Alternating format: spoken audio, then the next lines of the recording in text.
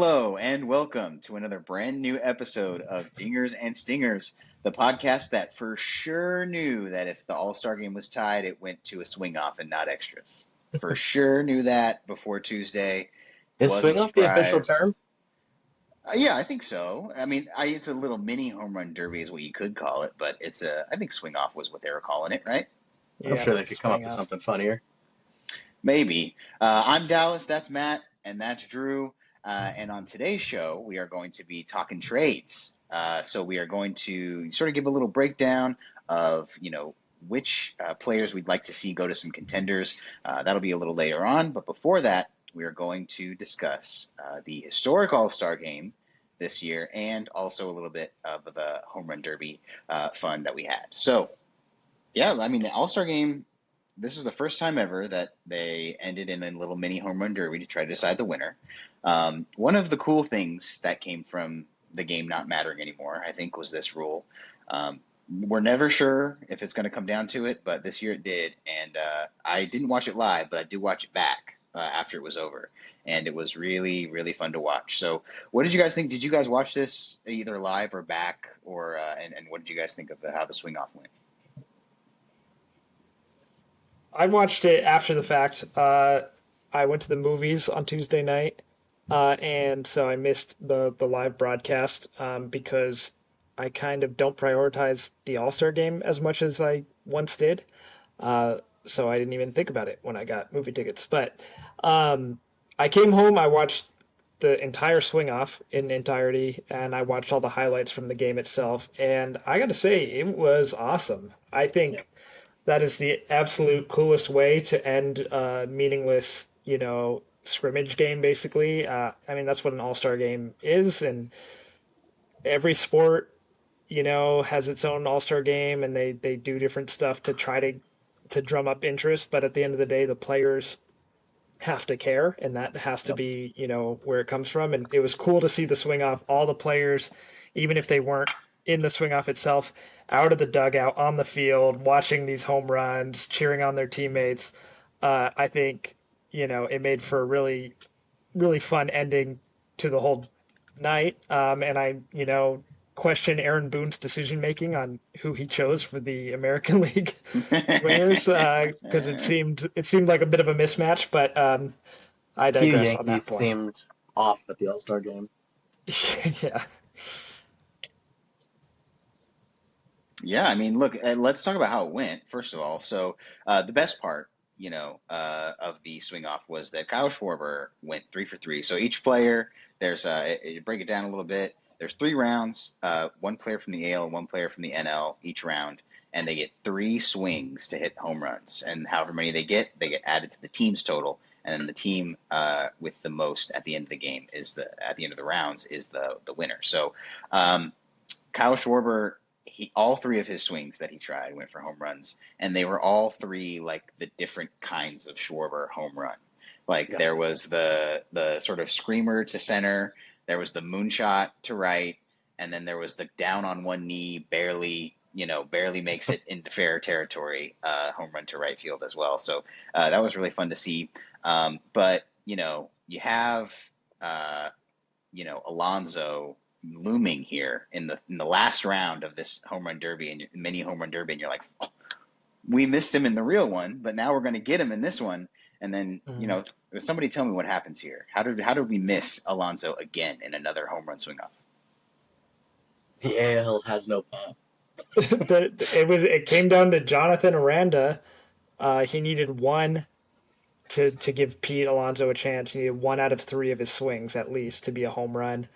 And he couldn't do it. And I'm not gonna blame him. He's not really a power bat. It was that's what I'm kind of alluding to when I'm talking about Aaron Boone's decisions, because Right. it came out after the fact that Bobby Witt said he would have loved to do it and was never asked. I don't know how many players. I know a lot of the starters actually leave the park and aren't there anymore, so you're kind of Yeah. limited in that capacity. But there had to have been better guys who were willing to do the swing off, and I don't know how they chose, if it was just first one to raise your hand or what. But we kind of got robbed of surefire Pete Alonso MVP for the All Star game because he hit a home run in the actual game itself. Um, but Schwarber came in and took that award from him. But I think if Alonso would have had a chance, I think that he definitely would have hit at least one home run and definitely would have been the MVP. Yeah, 100%. I would have liked to see it happen, but look, we got what we got, and it was cool anyway. I think they talked about in the days after, it's like All-Star Game, low viewers despite first ever swing off. It's like we didn't know it was going to be the first ever swing off, or else we might have watched it. You know what I mean? Like we didn't know, so like you can't blame that. But now maybe they can see, people can see that the game could be exciting. Maybe they'll tune in. I don't know. I don't know about myself, but we'll see next year. But yeah, good All-Star game. Both squads had some fun. Mic'd up moments, always good. So the thing I like more personally is the home run derby. So we'll talk a little bit about that. Cal Raleigh was the winner of the home run derby. One of the only times that I can maybe think of in recent history where the current home run leader in MLB is the winner of the home run derby. Pretty cool. So let's talk about home run derby favorite moments. There were a lot of fun things that happened. So let's talk about some favorite moments from the home run derby. Yeah, my favorite moment absolutely has to be Jazz Chisholm participating in this. Um, as someone who does just hate the Yankees, like holistically, it's very fun to see a dude come in and be so like uncompetitive next to the rest of the field. And he was talking himself up so much, and you probably have to because you understand you're not an actual power hitter at Yankee Stadium. Because he has what, like 18 home runs or something this year, and it's like, how many of those are Yankee home runs? Yeah, I think only three are on the road. And only There you three go. at the All-Star game too. So Yep. The equal number. that was absolutely my favorite part because you're watching all these dudes go out and launch just snot rockets, and he comes out and he's just blazing them down the first base line. Like he can't get any lift on these, and I loved it, man. He was talking so much trash before too. He's like, it's gonna be so inspirational for all the kids to see. I'm only 180 pounds. I'm gonna hit 500 feet, and it's like 500 feet, huh? 500 feet, huh? Like, yeah, I Well, like it. speaking of 500 feet, I think a moment that stood out to me was O'Neal Cruz hitting one. I think it was what 513. Yeah. Um, just a ball that you don't get to see hit. It was in Atlanta. You don't see a ball get hit up there ever. I mean, it broke the record for the farthest home run at that ballpark, which it's a home run derby. Doesn't really count, but still, I mean, he was my pick to win. He obviously didn't. We'll get to that later on, but he, I think, kind of stole the show when he was hitting because he was hitting him harder than anyone, which is what we expected. And then of course he hit the furthest one, and we've seen it was only the second guy to hit a 500-foot home run outside of Coors in the Mhm. home run derby, so extra cool there. Yeah, I think for me, I really liked watching Junior Caminero get up there and really, make his star shine a little bit. Yes, in the second round, he had the benefit of a lackluster performance from Byron Buxton. He only had to hit, for a little while up there. He made pretty quick work of that second round. But, to make it all the way to the final, and Cal went first, and he put up a really intimidating number for a third round of a home run derby. And Junior Caminero, to his credit, he made it interesting. And so you got to give credit to him. It'll be fun to see if he comes back next year to try to do it for reals this time. But yeah, I think that was my favorite, was watching him kind of let his star shine a little bit on the home run derby stage. It was really, really fun. But yeah, dude, home run derby, always a good time. And shout out to Cal Raleigh, he's the coolest. Shout out Um, to Brent Rooker. Who knows how far he would have gone if they didn't cut him off by point whatever feet. I Well, know, I didn't we know. hear he also got less pitches? Yeah, something weird with that. Yeah. It was something weird happened with the balls that he got. And so you never know. They don't want the A's to win. They don't want, they don't want us to have a stadium. They don't want us to have a home. So, maybe there's a little bit of narrative pushing here, but you know what? It's the home run derby. Why not? Let's have a little fun. All right, so we love the All-Star game. We love the home run derby. The All-Star break is we're currently on the last day of it as we record. Baseball's back tomorrow as we record this, so looking forward to that. So as baseball is coming back, the unofficial second half of the season is starting, and we know sort of right now who the contenders are, who's going to be looking for adding pieces to add at the trade deadline. So what we wanted to do with today's episode, with most of today's episode, is to have a little bit of a pre-trade deadline discussion. So I've given assignments out for Matt and Drew. Drew's going to take the AL and Matt is going to take the NL. What we're going to do is we're going to go through each team that is currently, as of today, Thursday the 17th of July, every team that is currently in a playoff spot, and we're going to give one player we'd like to see them trade for. It needs to be somewhat realistic, but we're not going to go with full trade packages. If in some cases we might try to expound a little bit, but in most cases we're just going to give a realistic player, but one that could help this team and that they'll be looking for. So without further ado, let's get into it. So we'll start with Drew in the AL, and we'll start in the AL with the Detroit Tigers. So which one player would you have the Detroit Tigers trade for before this deadline is over? Yeah, the Tigers kind of probably surprised to everyone before the season. They have the best record in baseball right now. They had an amazing first half, a lot of contributions from a lot of different guys we weren't necessarily expecting. So they're going to want to cash in on this season. They're running away with their division, but they would like to be a little more of a well-rounded team come playoffs. And where they have struggled to get some production on the offensive side is the third base position. And I think maybe the best hitter who will get moved at the deadline is a third baseman. And so I would like to see the Tigers get Eugenio Suarez from the Diamondbacks.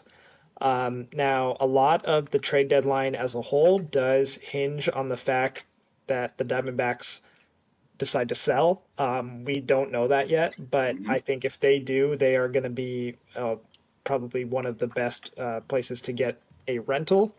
And I think Suarez might be the prize of all of them. He's having a great year. He made the All-Star game. I know he got hit by a pitch in the All-Star game and kind of scared some people, Diamondbacks fans and fans of teams that have a little bit of a need at third base. But I think he's going to be okay. And, he began his career once upon a time in Detroit, and I'd love to see him go back and see what he can bring to their playoff run. Awesome. All right, so that's the Tigers. Eugenio Suarez. This would be the best case for the team that gets him so that the Yankees don't. I think is the best case scenario for this. Yeah. And so I would love it if the Tigers could be that team for Gino. All right, so now we'll go to the NL, and we'll go with Matt. So Matt's first team is the Dodgers. So let's see who we got for them. Yeah, so I kind of have like either or here, but I'm going to go with the first guy. I have the Dodgers trading for a guy like Isaiah Kiner-Falefa. He seems really obtainable at this point. I don't think it would cost them a lot, but what he provides is the opportunity to move Mookie back to right field and Teoscar back to left field. They've had some defensive issues. Mookie's had kind of a down year, and whether that's because of his, whatever you think it might be, I still personally believe Mookie can be one of the best players in MLB. I do not think that he is on the wrong end of being a good player. And maybe moving him back out to right field would free him up for that. So this is more of a trade that just frees up the guys they have to go back to their natural positions. Because I don't think there's going to be a lot of great shortstops out there this trade deadline. It doesn't seem like it, at least. We'll see. The other guy who I kind of offhandedly have here is Nolan Arenado, just because he's mentioned before he would love to end his career with the Dodgers. And if they wanted to make kind of a splashier trade, I don't think that this would also be that hard for them to obtain. And Max Muncy's not a good defensive third baseman. So I think that he could come in and still provide some value there. But mainly, I would say Isaiah Kiner-Falefa would be like a solid target for them.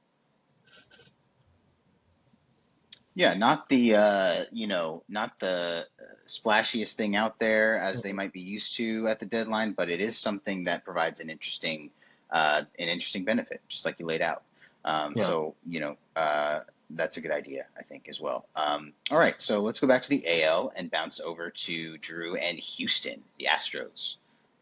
Yep, the Astros, we talked about them last week. They're having just another great year despite having a different looking roster than we're used to seeing from them. However, they do not have the strongest farm system right now, and they, you know, they got they got a decent haul for trading Kyle Tucker. They traded Ryan Presley, but really, I don't think they're going to be able to kind of swing for the fences at the trade deadline in the sense that some other teams will be able to. That being said, I still see an upgrade for them. I could see them trading for Harrison Bader from the Minnesota Twins. They could really use some help in the outfield. Defensively, Bader can play all three positions above average. He's having a pretty good year with the bat, and he is a righty who is kind of a dead pull guy, and there's no better ballpark to play half your games in than the park in Houston down there. Um, I think it would be, him and Jake McCarthy out there would be a pretty good outfield combo, and you can move Jose Altuve back to second base, kind of where he belongs. I don't think the left field experiment has been what they expected. It always felt a little strange to me, seeing Jose Altuve in left field. Yeah, yeah, with the big But old glove in spring training, like that giant glove he had. yeah, and I know he wasn't always the best defensive second baseman, especially towards the end of the last couple of years. But I think this would overall upgrade their team, raise their floor as they head into the playoffs. And Harrison Bader has shown in the past, even when he hasn't had great years, that he can be a really contributor to a playoff team. So I think that could be a good fit. Yep. Look, I'm seeing a theme develop here. Get those infielders back to the dang infield and get the outfielders back to where they belong. You know what I mean? Like, let's get everybody back in the right position, and let's move things forward as a team here. In order to make a run at a championship, we need everybody where they belong. If there's a theme developing here, but Yeah. let's bounce to the NL again, and the team that Matt is going to tell us about now is the Chicago Cubs. Yeah, the Cubs, I was a little bit like, I wasn't sure exactly where I wanted to go with this. They have a really good team, a really good roster, but as with any playoff, team, the one thing you always want is you'll never say no to having more elite pitching, right? You want to have as many good arms as you can. So I have them going and trading for Zac Gallen. He has not been himself the last couple of years in Arizona. Um, but the talent is there, and I think this is a guy he's a proven starting pitcher at this point, and moving him to a park like Chicago where he might be able to get some just environmental help, I think could see Gallen at least have some return.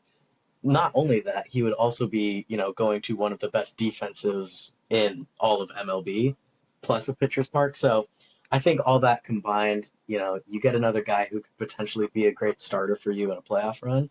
Um, I think this would be a great move for both the Cubs and Zac Gallen. Yeah, so Zach Gallen and the Cubs. Where do we see him slotting into that rotation if he gets traded over there? I mean, I think it depends. I'd say it depends on when they acquire him too, just where he slots into like the natural flow of it. But Hmm. um, they had what's his name? I'm blanking on his name. He was at the All-Star game this year, and he's Matthew been really Boyd. good. Yeah, and he's been really good. I don't know. I think Zach Gallen definitely is at least top three in their rotation. Depending on when they acquired him and when they would slot him in, is a different story. But when it comes to playoffs, I definitely think you have to give a guy like that top three. Yeah, I think in that rotation with the injury to Justin Steele, you have Shota Imanaga, Matthew Boyd, and then I think Zac Gallen would be the third in a playoff series. I Yeah. think his reputation, his track record, kind of earns him a little more trust than maybe Mhm. someone else who has would have his numbers this year. But I still think any team that acquires Zac Gallen is going to be excited about that. Yeah. 100%. Okay, so that's the Cubs. I almost said the Bears, getting ahead of ourselves here.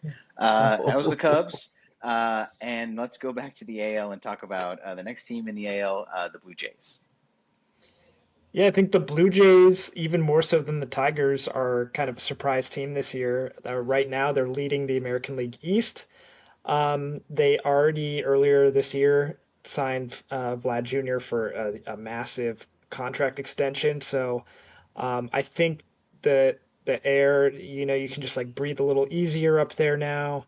I think if he was still unsigned, there would be a lot more tension around this year, and they might want to push in more chips to see what they can do this year. But I think they feel a little bit better about the future of this team, so I don't know if they necessarily go all in terms of just dumping any prospect possible.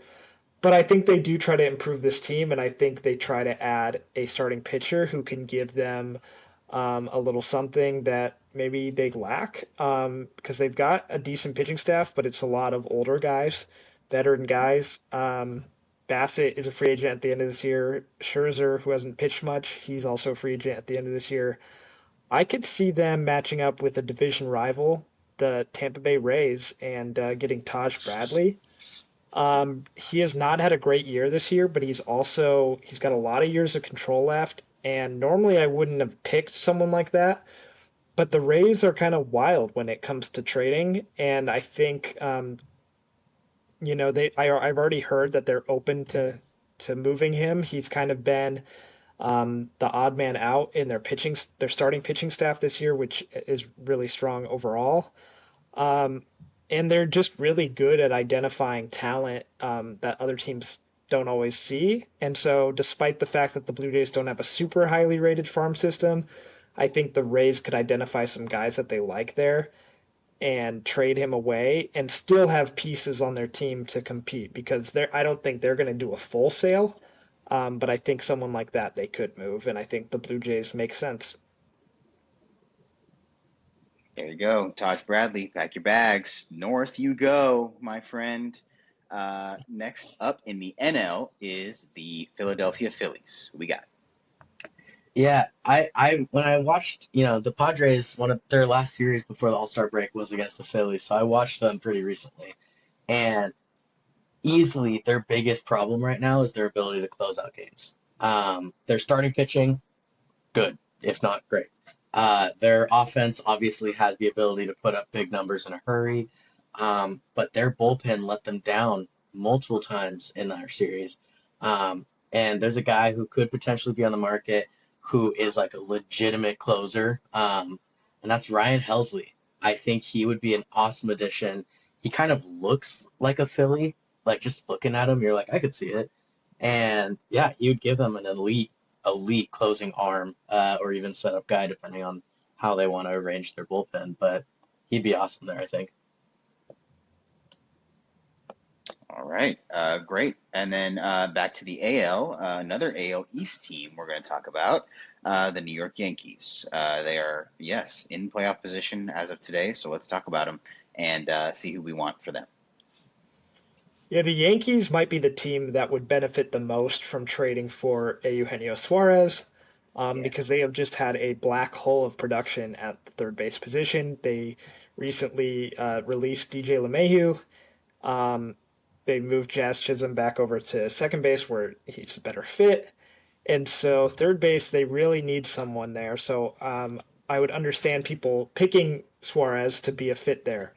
However, I just think if there's a bidding war, I just don't think the Yankees are going to be the team that outbids the field for a player like that. And so I think they might settle for a consolation prize and a fellow National League West third baseman and get Ryan McMahon away from the Rockies. I Wow. think Yeah. he's a decent fit at Yankee Stadium. I know he has the classic Coors effect where his numbers at home are a lot better than his numbers on the road, but I think that kind of balances itself out when you don't play in such different conditions all the time. He's a lefty. He could take advantage of the short porch there. He plays a pretty good third base position to help lock down that defense. And I think a lot of Yankees fans would maybe hope they aim higher, and they might in other areas.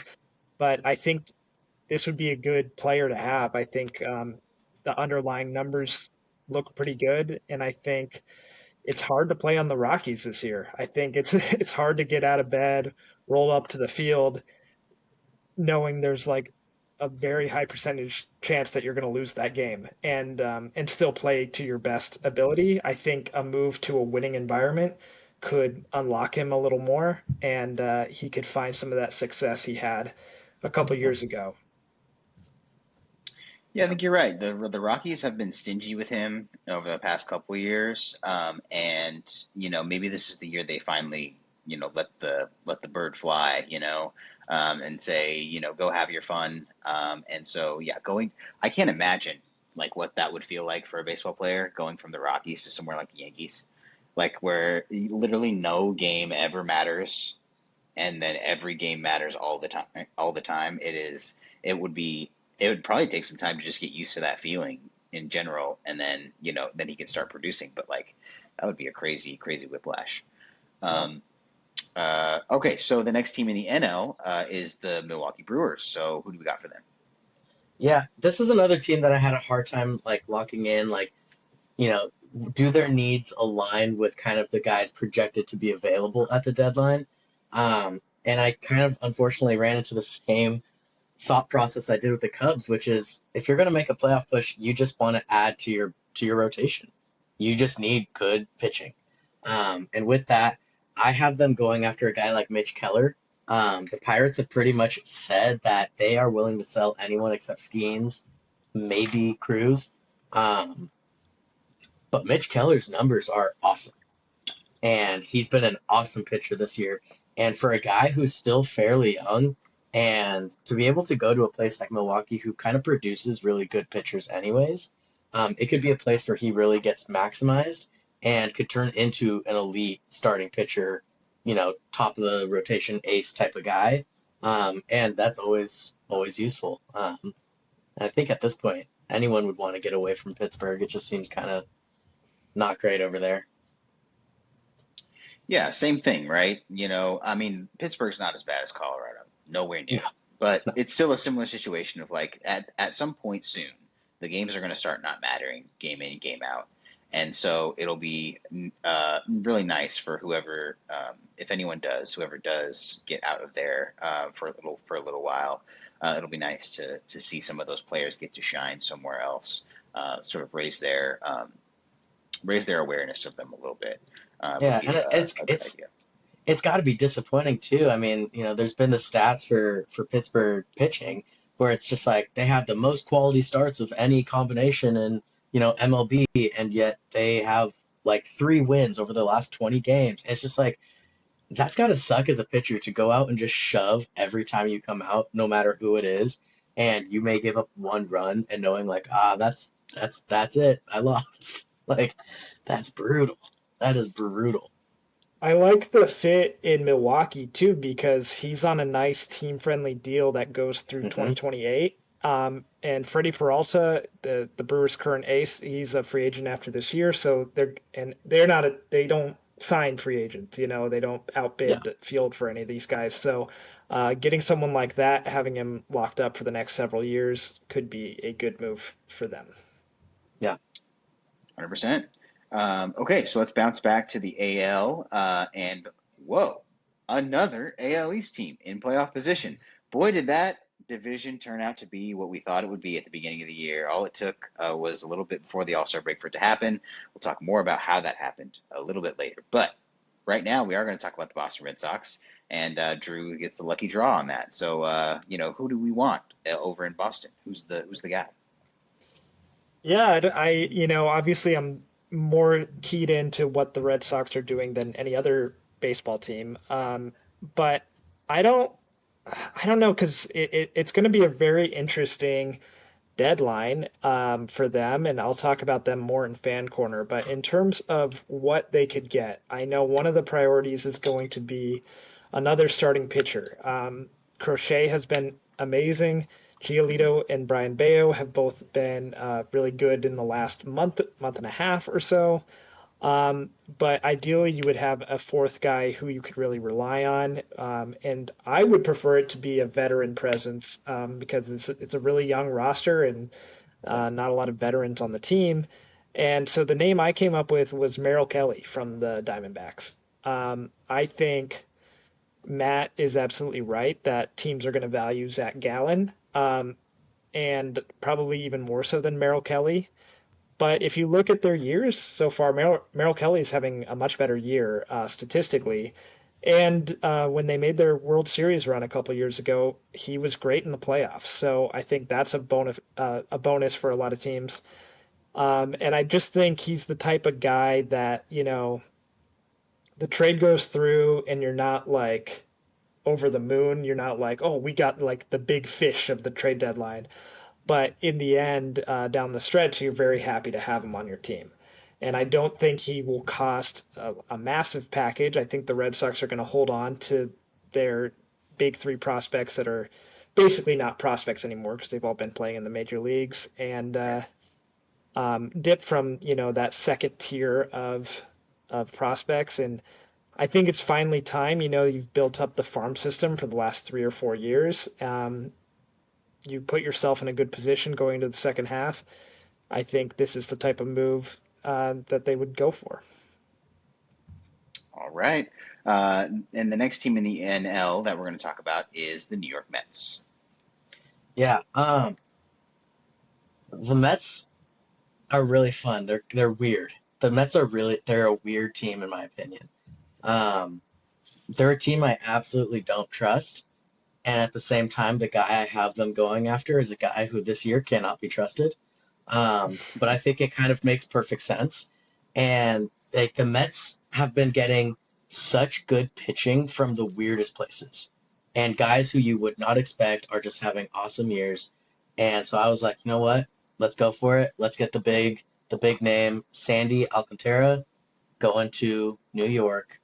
I think it's a fun move. I think it's an exciting move. Clearly, the Mets like having a little bit of that flash in the pan effect. Um, so why not, right? Like he's got terrible numbers this year. He has severely impacted his value on the trade market. Why not throw some prospects their way and see if you can't return him to some form of glory? Because if you get anything like the old Sandy, you're getting a superstar. Like you're getting an awesome pitcher. So I think the Mets going after Sandy makes all the sense in the world. So yeah, it'd be fun. Yeah, I think that was one of the big names we wanted to watch from the beginning of the year, right? And then sort of the first half of the year happened, and we're like, wait a minute, is he actually gonna? Are people gonna actually want this guy? Like, so I'm sure someone will. And if it's the Mets, I mean, that just makes things a lot more interesting in the NL East because you're right. If they can get even anywhere close to what we know he can do, they'll start to make things very interesting in that division. Okay, so the last team in the AL in playoff position is the Seattle Mariners. So let's talk about them. Yeah, the Mariners, they're hanging in there. They've had some ups and some downs this year. Uh, we expected their pitching staff to be, if not the best, one of the best in baseball. That hasn't totally happened, but their offense has kept them in it enough. And now it's kind of starting to slide a little bit. You're kind of starting to see those holes that we all saw going into the year. So they definitely need some upgrades on the offensive side of the ball. And a position of need for them would be first base, where they have a negative WAR so far at that position. That's mostly from Rowdy Tellez, who is no longer on the team, and Donovan Solano. So I think they need to make a move to upgrade that position. They have made moves in the past with the Diamondbacks. I think there's a good front office relationship there. And so I could see the rental bat of Josh Naylor heading to Seattle to be their first baseman, to be some more thump behind Cal Raleigh in that lineup, maybe protect him a little bit in the second half, as other guys just haven't quite been up to the task. And I think just adding that bat to the lineup lengthens it at least a little bit, enough to kind of separate themselves from the teams on the cusp of the playoffs, and try to make a run. And the American League that we've been saying all year is just open for the taking. So I think that would be one of the bigger moves we'd see, and I think it makes a lot of sense. Well, Seattle's got like what the most top 100 prospects, if I'm not mistaken, or something like that. They've They have a they've good they've got a system. stacked farm, right? It's a lot of guys who are not super close to the major leagues, um, but I think that kind of can play to their benefit. You can kind of give up more of those guys rather than like one or two really close guys, Yeah, because I think the Diamondbacks are going to be busy enough at the deadline to get prospects of all levels. yeah, yeah. It'll be exciting if they make some moves. All right. So moving on to the last team in the NL, we have, and look here, another lucky draw, the San Diego Padres. It's almost like someone did some producing work and gave the conferences based on, or the leagues based on whose favorite team was in the playoff hunt. But maybe we just got lucky. So let's talk about the Padres, who we want to see them get on the deadline. Yeah, I don't know if Drew struggled with this. I have a long list of wishes and dreams for my team. So narrowing it down was a little tough. But similarly to what you said about, Rowdy Tellez and Donovan Solano, the Padres have maybe the worst catching combination in all of baseball this year. Um, I would say I have two guys listed, but I'm going to go with the catcher. I'm going to say Sean Murphy from the Braves is kind of the move. He has been not replaced, but Drake Baldwin, one of their top prospects, looks solid. And the Braves are obviously in a down year. There's rumors they're going to be sellers at the deadline. And Sean Murphy just gives us a solid catcher, great defense, solid bat. His average is low this year, but still good power numbers. But most importantly, he's a righty who can actually catch the ball. I can't tell you how disgusting it is watching our grandfather catchers drop fastballs. It's awful for a team that is in the playoffs to have our level of catching is insane. Um, so yeah, going out and acquiring someone like Sean Murphy, I think would truly, truly change the trajectory of this team. Uh, yeah, I think it's a perfect fit. Like you said, the Padres desperately need more production from the catching position.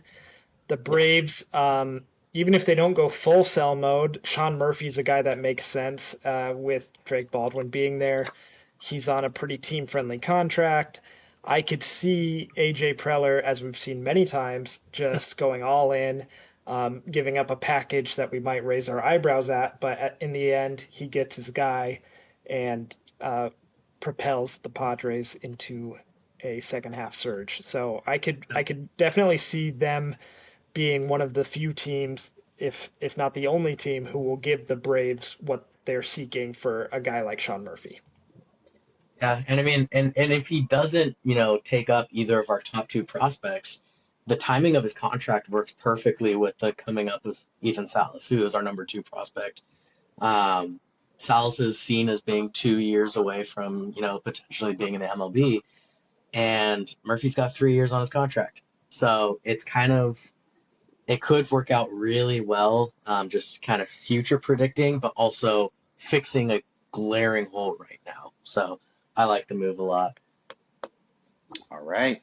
So there you have it. That's our little trade deadline preview slash trade deadline special here. We will, of course, have an episode once the trades start happening to talk about all the real ones that go down. But for us, for all the teams in playoff contention, that's one guy we'd like to see go to all those teams. And so let's transition now to Fan Corner, and let's stay in San Diego and just keep this Padres train rolling and talk about where the Padres have themselves situated as we enter into the second half of the season. Yeah, Padres are in an interesting spot. I mean, clearly we are in the playoff race, and a lot of times that's all you can ask for. But I will say it was really fun to see, some good Padre representation at the All-Star game. Three of our bullpen, most ever for any single team in a single season ever. So that is very fun. Hate that Dave Roberts used all of them, even though we are the most overused bullpen in MLB. But yeah, overall, this team kind of remains in this like stagnant place where we are above average and we will be kind of in that wild card race, but we are not an elite team right now. And that's because our weaknesses are so weak that they kind of hold back from where we're really good.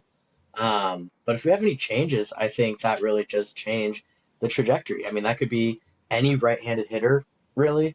But upgrading our left field, upgrading our catcher, potentially bringing in another starter, depending on, some of the health stuff. Don't really know when Michael King's coming back at this point. Cease has been disappointing.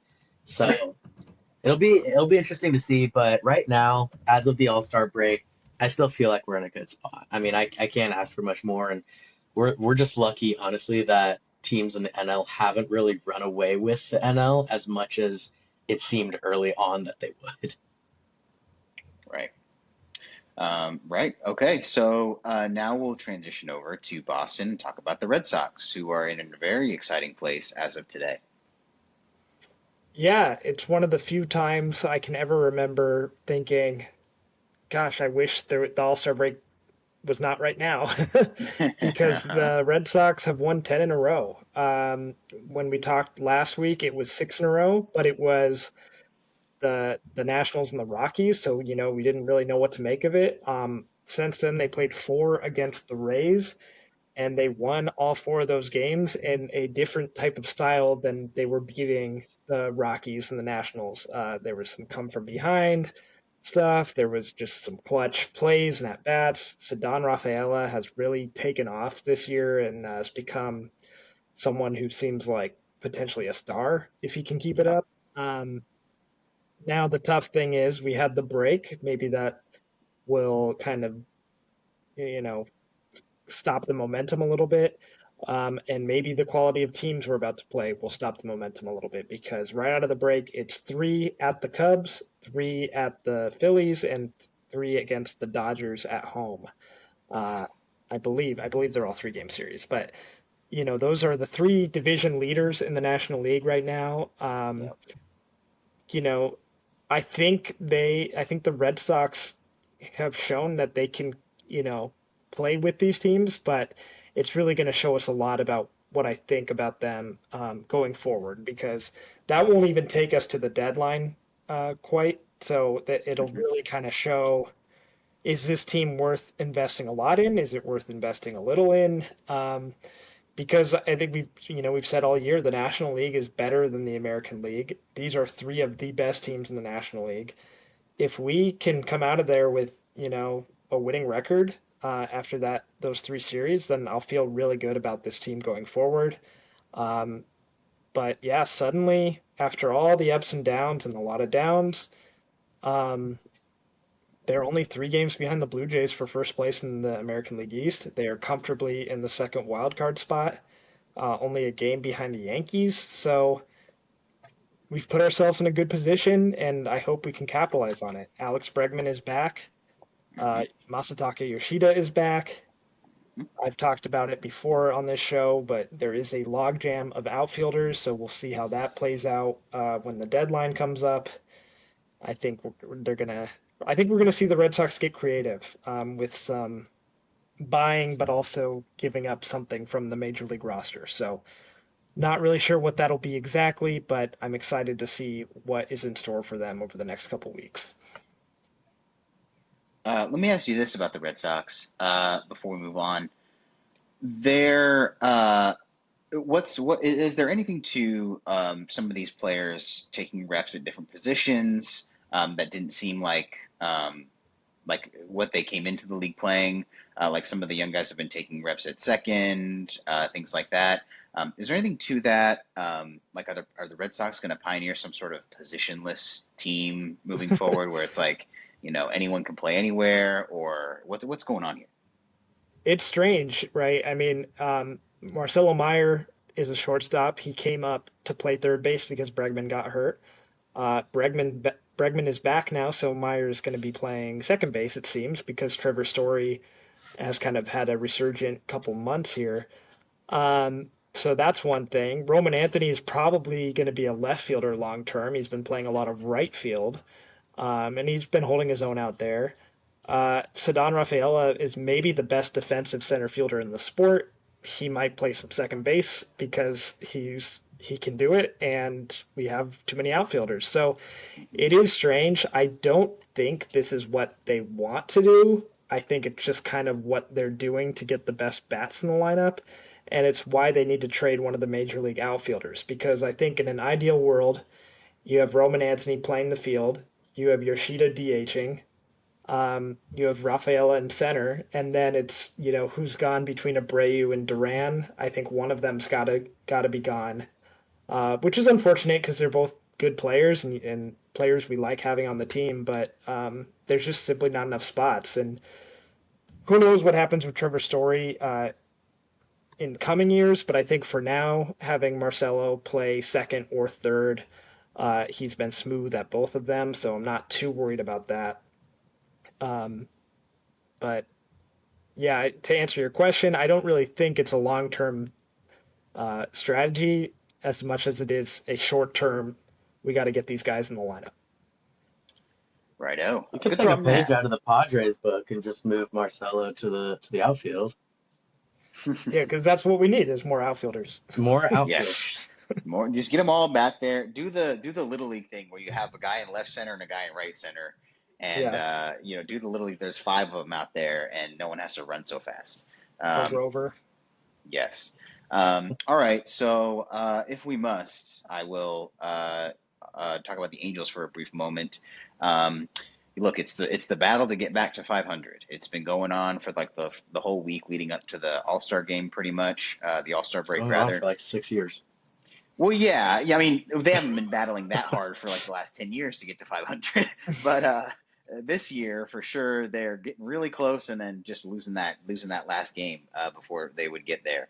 And in the week leading up to the All-Star break, that happened against the Diamondbacks. They got to 1 game below 500, then lost a game, and then won the next one, and then lost the last one.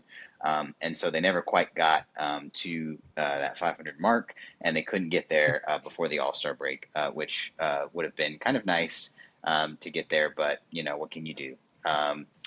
Angels in the All-Star game, there were none because Yusei Kikuchi did not play because it was his, he pitched right before the All-Star game, so he couldn't pitch, and not that I think he might have gotten in there anyway, but even if he was available, but he didn't pitch. And so there were, no Angels in the All-Star game, which is in a world where, Mike Trout still exists and is alive. That's a very strange thing to say and strange thing to see, is no Halo out there, but, it's not the worst thing in the world. So yeah, opposite Padres, there was no representation at all. Nobody there. I mean, I think Kikuchi was there. I saw a picture of him with Carlos Estevez and stuff. So they were talking. But so I guess he was there, but he didn't play, which was fine by me. It is what it is. But for the second half, look, the Angels, they're probably just going to stay where they're at. Personnel wise, I don't see them making any big moves. Unless a really attractive offer comes their way for someone like Taylor Ward, who has some years left on his contract. I don't see that happening because I just don't hear any chatter about it right now.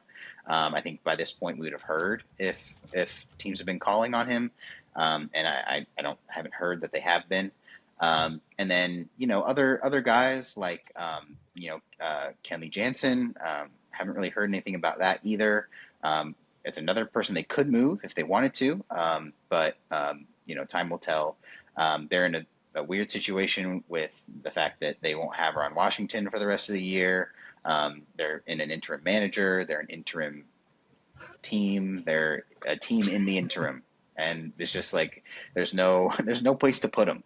And so, it's nice. I'll say this: it's nice to see in July the Angels be competitive in some games still, like against some good teams. Like they are competitive in some of their games against teams that are good, and that is nice to see in July, where it has not been the case the last few years in July. So I will continue to continue to watch, continue to monitor, but as for now, I think it will be kind of an uneventful deadline for the Angels from both a buying and selling perspective, whereas I'd like it to be more active from the selling perspective. But I just think we're in for a very ho-hum deadline for them, where they're not really moving anybody and they're not really adding anybody. But we'll see. Who's to say? Who's to say? All right, so our next segment is, of course, our locked-in segment where we make some predictions for the next week of play. But first, we have to talk about last week's predictions. So for Drew, we'll start with you. Last show, your prediction was that Oneil Cruz would win the Home Run Derby. We talked about who won the Home Run Derby at the beginning of this show. That was Cal Raleigh. Oneil Cruz putting on a good show, but unfortunately couldn't get the job done. So what is your prediction for this week, good man? I think that we're going to start seeing the first signs of the trade deadline approaching. I know we've had a lot of predictions regarding trades so far, and this feels like maybe a safe one. It feels like maybe a safe one because we are approaching that 2-week period before the deadline. So to make it a little more bold, a little more specific, I think the Mariners will be involved. I think they will be part of the very early deadline trades. Dipoto loves to wheel and deal, and I think they'll start feeling a little bit of the pressure. They're in that last wild card spot. The teams behind them, they're not going to want to get leapfrogged. I think they can feel threatened by the Rays, the Rangers, the Angels, even. They're all right there. So I think a team like that is more likely to get a little desperate compared to a team that is comfortably in a playoff spot. And I think they might make their first move. Could it be Josh Naylor? Maybe. Probably is something a little more minor this far out. But I think the Mariners will be part of the first deal of the deadline. All right, there you go. One thing I was going to mention earlier, but it came back up again with Naylor. The D-backs are really that, they're that belle of the ball. They can dictate this trade deadline massively. By dragging their feet, they will drag the trades. And if they decide to, start dealing people quickly, the trade deadline will start to explode. But they really have a lot of control over how this goes. And so, if that's true, and if the Mariners are involved in an early trade for Josh Naylor, that could signal huge explosion for the deadline itself and the trade activity. So keep an eye on that. Okay, so for Matt, last show, the prediction was that Ronald Acuna Jr. will win the Home Run Derby. And about 24 hours later, 48 hours later, something like that, it was determined that he would not be participating in the Home Run Derby. He did not take a single swing. The injury, not injury, but he was just feeling a little tightness in the back, right? I think that was what he said. And so he did not participate. Matt Olson subbed in instead. So that was not one. That was the one that hit. And Matt may be open to taking payment from people who want bad things to happen to teams they don't like. And he can predict positive things and for payment. So hit us up in the comments if you want to Venmo Matt, and he'll make a prediction that something good happens to your least favorite guy. But what about for this week? What's the prediction for this week? Yeah, so my prediction this week is I'm going to go negative because you know what? Why not? I am predicting that the Padres are going to piss me off and they're going to trade for Jarren Duran. And they're probably going to overpay. They're probably going to give up some of my favorite prospects in the system. And they're not going to trade for Luis Robert or Sean Murphy or any of these right-hand bats that we need. They're just going to keep stacking lefties and make kind of this redundancy issue on our team. And it's like, oh, well, Durant has all this control, so for the future, it's good. I don't care. I want to be good right now. And I feel like that's what the trade deadline is for, is getting good now. And so I'm like, you know what? Padres are going to piss me off. And you know what? You're going to like it, Drew. Hey, I'd be happy to make that deal. We'll see what happens there.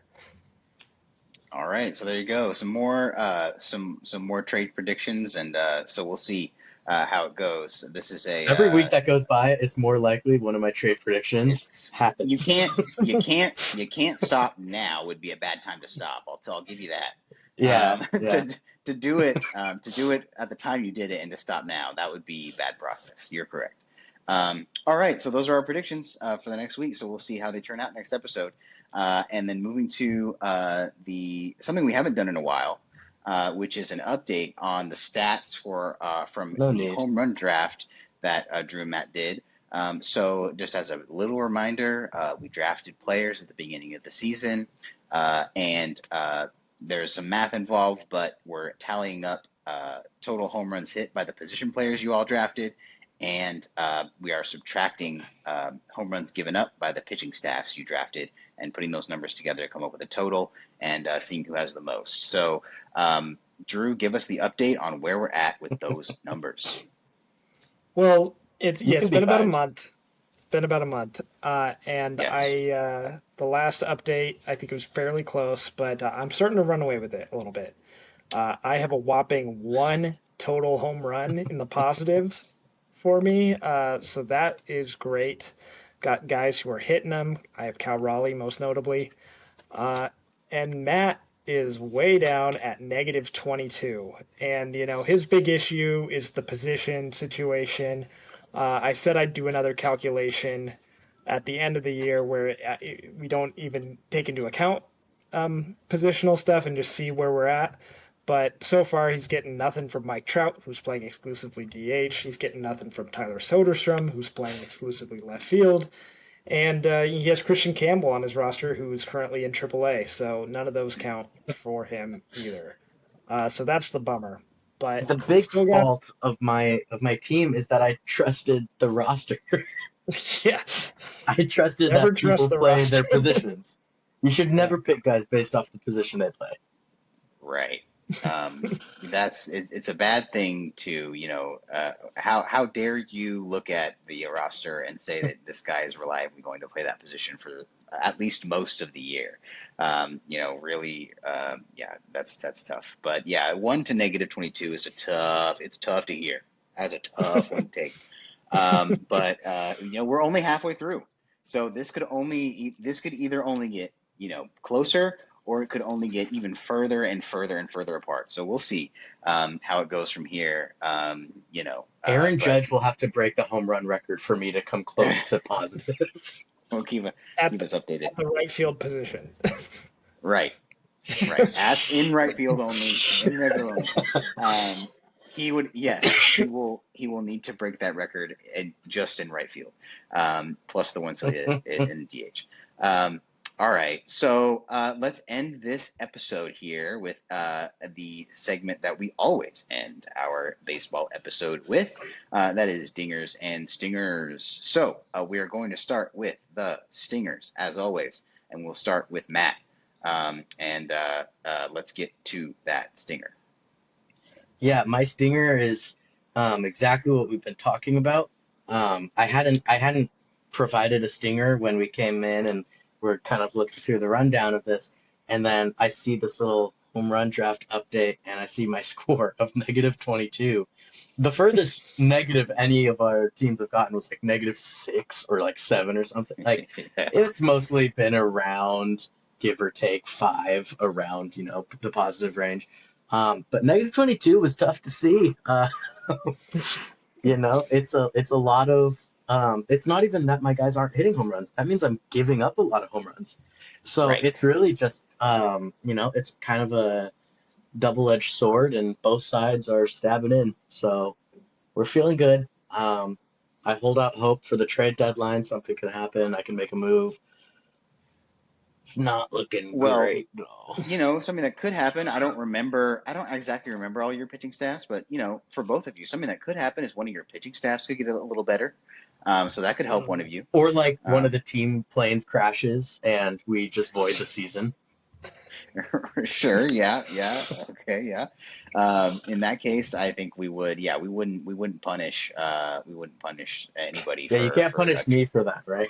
a tragedy happening, for sure.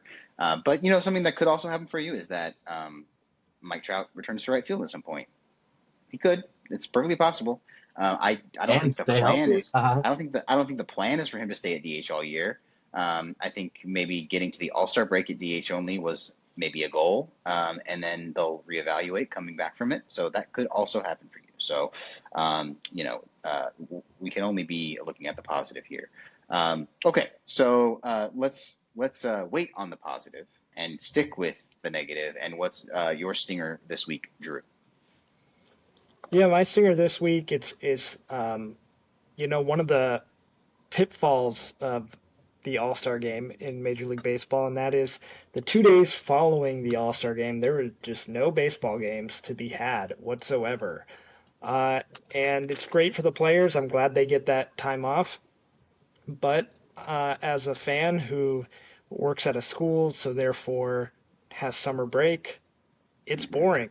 I look forward to watching baseball games. Don't get to do it. Have to find other things to do with my time. Luckily, that ends tomorrow.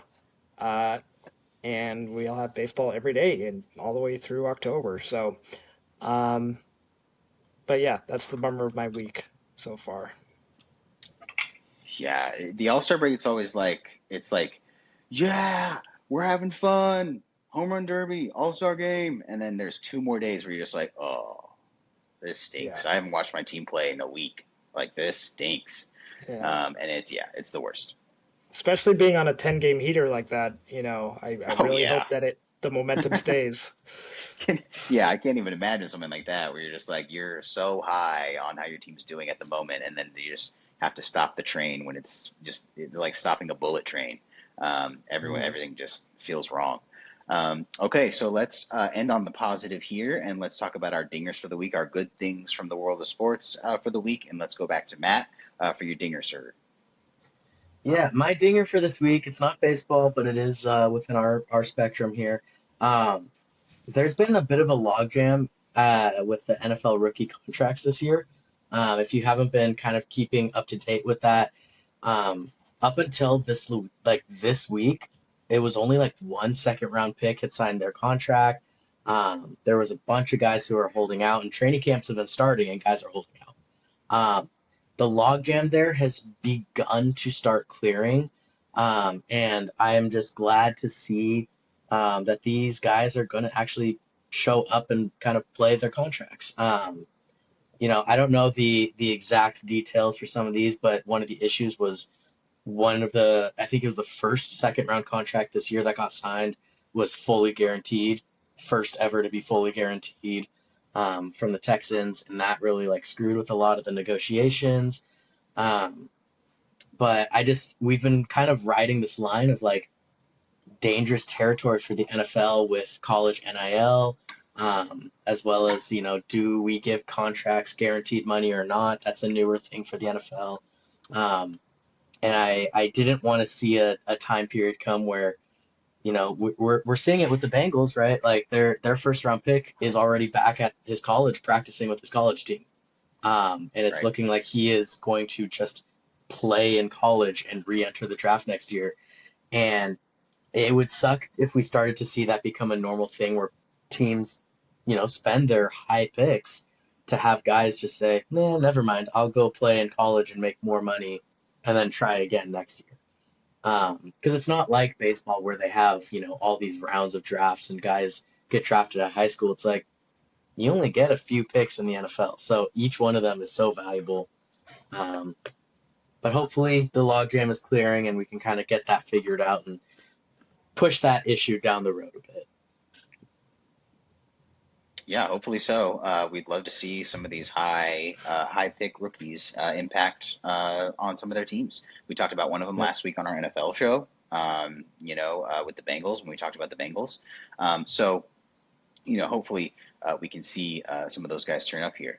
And so, all right, let's go back over to Drew for your dinger this week to close us out.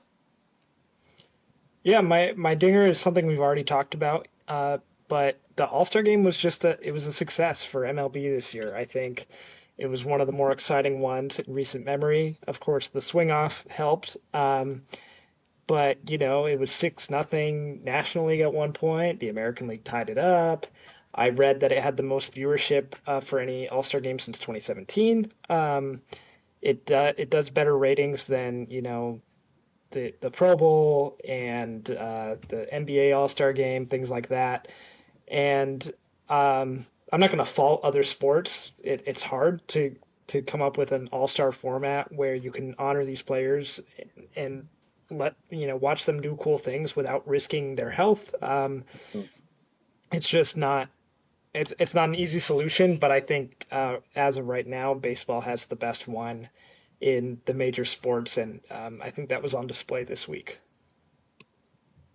100%.